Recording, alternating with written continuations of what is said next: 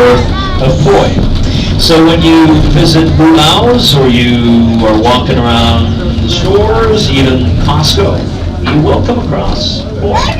And again, it's this healthy mash that's been diluted with water.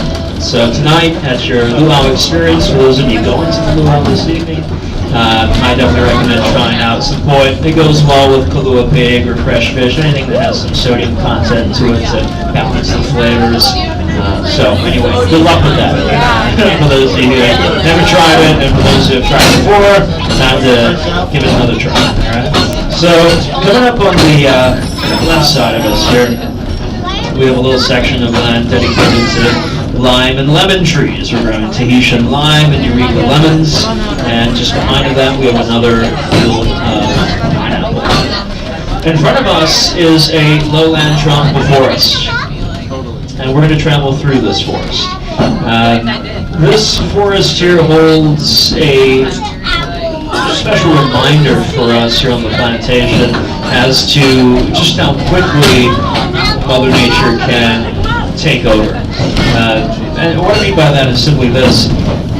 In the late 80s, when the Kilo Hunter Partnership got together to take care of this land and turn it into what you see today, the land had already been vacant for about a decade and a half.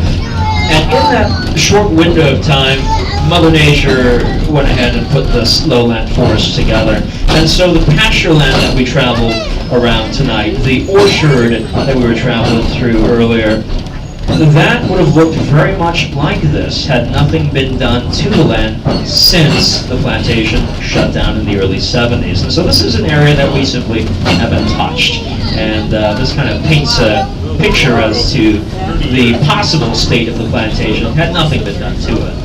Now that being said, there are many plants in here that are modern introduced house plants that have naturalized. And a really good example of that would be the vines that you'll see crawling up the trees on your lap. So some of us will recognize these vines as philodendron. That's exactly what it is. And it's growing on a much larger scale than what you're probably used to seeing indoors. In the wild, the philodendron vine is a parasite, so they latch onto trees and plants and absorb the nutrients from the plants they're attached to. As we leave our forest, we have more fruit trees to either side of us. We also have a cluster of macadamia nut trees coming up on the left side of us. So for all you macadamia nut fans, we're going to take a look at that.